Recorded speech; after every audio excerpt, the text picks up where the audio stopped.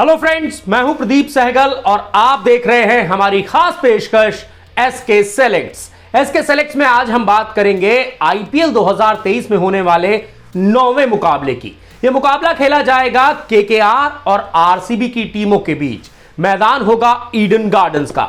तो कैसी होनी चाहिए इस बड़े मुकाबले के लिए, इस धांसू मुकाबले के लिए आपकी फैंटेसी 11? ईडन गार्डन्स की पिच क्या कहती है, कितने रन बनेंगे और कौन कौन से खिलाड़ी यहां पर धांसू प्रदर्शन कर सकते हैं, पूरी डिटेल में आपको बताएंगे, तफसील से समझाएंगे। लेकिन उससे पहले कर लीजिए एक छोटा सा काम। आपको क्या करना है, आपको स्पोर्ट्स कीड़ा क्रिकेट के यूट्यूब चैनल और फेसबुक पेज को सब्सक्राइब और लाइक कर लेना है, ताकि खेल जगत की लेटेस्ट अपडेट्स आपको सबसे तेज और सबसे पहले मिल सके।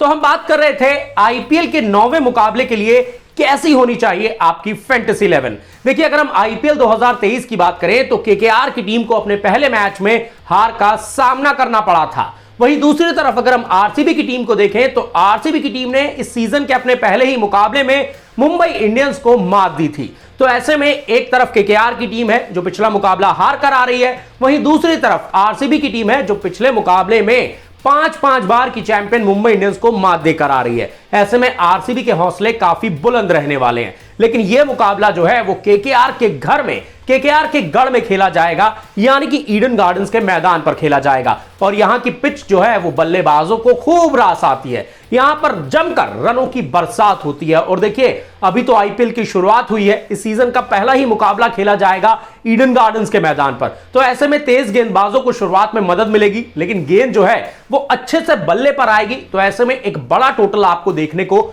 मिल सकता है। वहीं ईडन गार्डन्स के मैदान पर पिछले 2 आईपीएल मैचेस की बात करें तो एक मुकाबला पहले बल्लेबाजी करने वाली टीम ने जीता है, तो वहीं दूसरा मुकाबला जो है वो बाद में बैटिंग करने वाली टीम ने जीता है। तो ऐसे में आप ये कह सकते हैं कि यहां पर जो भी टीम टॉस जीतेगी वो यहां पर गेंदबाजी करने का ही फैसला करेगी, क्योंकि टी20 में हमने देखा है आमतौर पर ज्यादातर कप्तान जब टॉस जीतते हैं तो वो पहले गेंदबाजी करने का ही फैसला करते हैं। और वैसे भी थोड़ा सा ड्यू फैक्टर का असर भी देखने को मिलता है मुकाबले में। तो जो भी टीम यहां पर टॉस जीतेगी वो पहले गेंदबाजी ही करना चाहेगी। लेकिन अब बात कर लेते हैं हेड टू हेड मुकाबलों की। अगर हम बात करें हेड टू हेड मुकाबलों की तो आईपीएल में कोलकाता और बेंगलोर की टीमें जो हैं वो 31 बार आमने सामने हुई हैं। और यहां पर पलड़ा जो है वो केकेआर की टीम का भारी है, क्योंकि कोलकाता ने 17 बार मुकाबले जो हैं वो जीते हैं। वहीं बेंगलोर की टीम ने 14 बार मुकाबले जीते हैं, 14 बार केकेआर की टीम को मात दी है। तो ऐसे में यहां पर पलड़ा जो है वो केकेआर की टीम का भारी है। लेकिन आपको यह नहीं भूलना होगा कि यह मैच जो है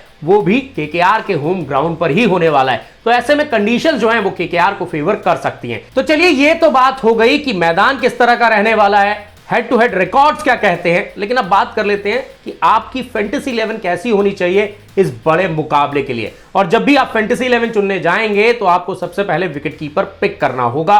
तो ऐसे में रहमानुल्लाह गुरबाज जो हैं वो आपके विकेट कीपर हो सकते हैं, क्योंकि रहमानुल्लाह गुरबाज जो हैं वो तेज तर्रार बल्लेबाजी करने के लिए जाने जाते हैं और ओपनिंग करने आते हैं। तो ऐसे में उनकी बल्लेबाजी तो पक्का आएगी ही आएगी। तो विकेट कीपर्स में आप रहमानुल्लाह गुरबाज को चुन सकते हैं। अब बात कर लेते हैं बैटर्स की। तो बैटर्स में जो खिलाड़ी आपकी टीम में पक्का होना चाहिए वो है विराट कोहली। विराट कोहली का ये सीजन जो है उसकी शुरुआत काफी दमदार हुई है। हमने देखा था कि मुंबई इंडियंस के खिलाफ उन्होंने नॉट आउट 82 रन बनाए थे और ताबड़तोड़ पारी खेली थी। आरसीबी की टीम की जीत में अहम किरदार निभाया था। तो ऐसे में कोहली इनफॉर्म है, वो आपकी टीम में पक्का रहने चाहिए। बात कर लेते हैं दूसरे बल्लेबाज की। तो दूसरे बल्लेबाज भी आरसीबी से ही आते हैं और वो तो कप्तान भी हैं। उनका नाम है फाफ डु प्लेसिस। पिछले मुकाबले में डु प्लेसिस ने 73 रनों की पारी खेली थी और आरसीबी की टीम की जीत में अहम किरदार निभाया था। हालांकि आउट हो गए थे, फिनिश नहीं कर पाए थे मुकाबले को, लेकिन एक बेहतरीन ताबड़तोड़ पारी खेली थी। तो ऐसे में डु प्लेसिस भी शानदार फॉर्म में है, वो भी आपकी टीम में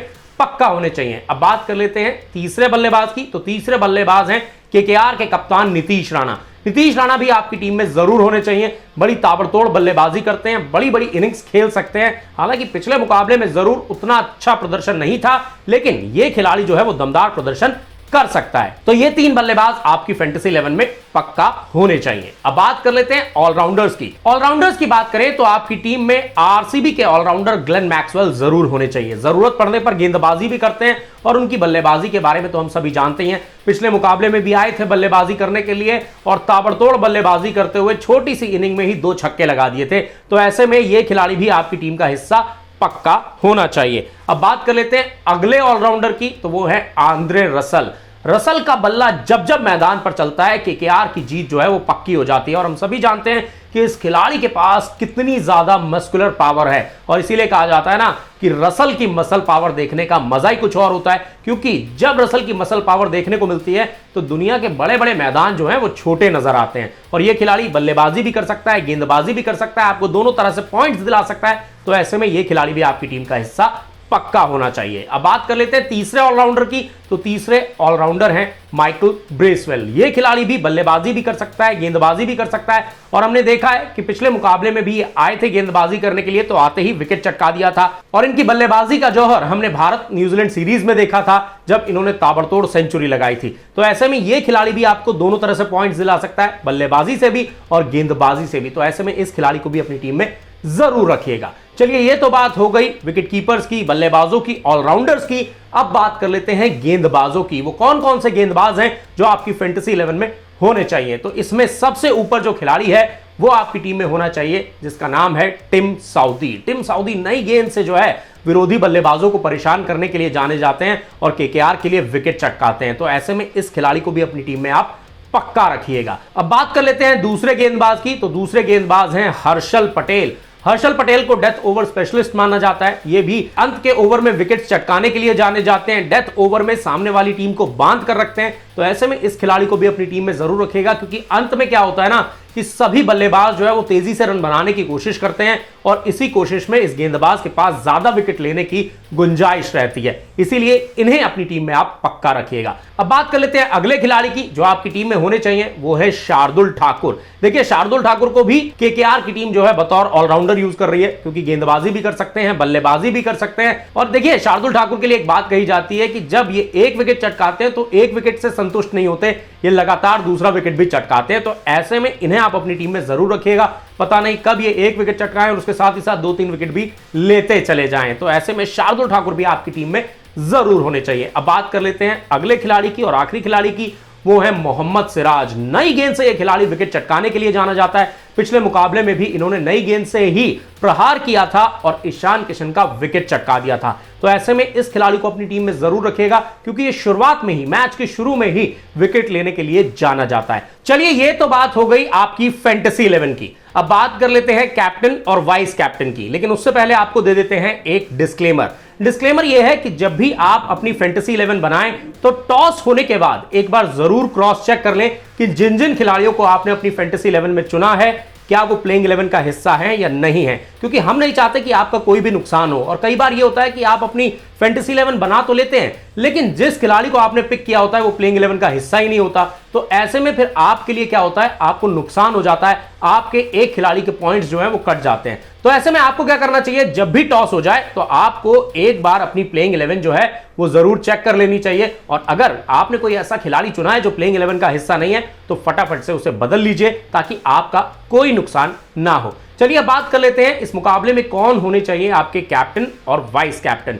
तो अगर हम कैप्टन और वाइस कैप्टन की बात करें तो विराट कोहली जो हैं वो आपके कैप्टन होने चाहिए, क्योंकि पिछले मुकाबले में उन्होंने मैच को फिनिश किया था, नॉट आउट 82 रन बनाए थे, आरसीबी की जीत में अहम किरदार निभाया था। तो ऐसे में अच्छी फॉर्म में दिख रहा है ये खिलाड़ी, तो इसको आप अपना कप्तान बना सकते हैं। अब बात कर लेते हैं वाइस कैप्टन की। तो वाइस कैप्टन आपके होने चाहिए फाफ डु प्लेसिस। इन्होंने भी पिछले मुकाबले में दमदार पारी खेली थी, 73 रन बनाए थे, अपनी टीम की जीत में अहम किरदार निभाया था। तो ऐसे में आरसीबी का जो ओपनिंग पेयर है, एक आपका कप्तान हो सकता है, एक आपका वाइस कैप्टन हो सकता है। तो आईपीएल के 9वें मुकाबले के लिए कैसी होनी चाहिए आपकी फैंटेसी 11, मैदान के आंकड़े क्या कहते हैं, पिच किस तरह की रहने वाली है, ये सब हमने आपको इस वीडियो में बताया। हमें पूरी उम्मीद है कि एसके सेलेक्ट्स का ये खास वीडियो आपको जरूर पसंद आया होगा। अगर आपको हमारा ये वीडियो पसंद आया है तो स्पोर्ट्स कीड़ा क्रिकेट के यूट्यूब चैनल और फेसबुक पेज को सब्सक्राइब और लाइक कर लीजिए, ताकि खेल जगत की लेटेस्ट अपडेट्स आपको सबसे तेज और सबसे पहले मिल सके। तो अपने दोस्त प्रदीप सहगल को दीजिए इजाजत, फिर होगी आपसे मुलाकात। तब तक अपना ख्याल रखिएगा, बाय बाय, टेक केयर।